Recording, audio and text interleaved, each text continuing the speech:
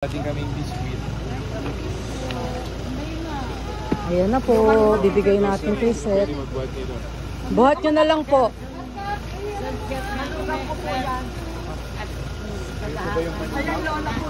Be.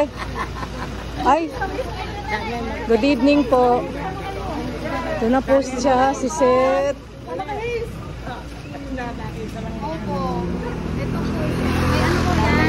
May butas po yung puso. Sana makatulong yung ano, ha? Kasi Oo. akala na nasa sais na po kayo. Oo. Ano yan? Be.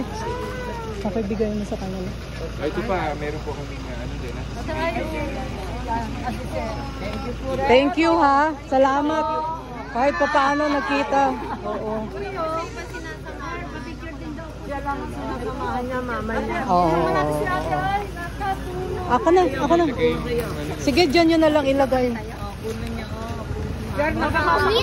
Naka-ano po kami sa nakapalo po.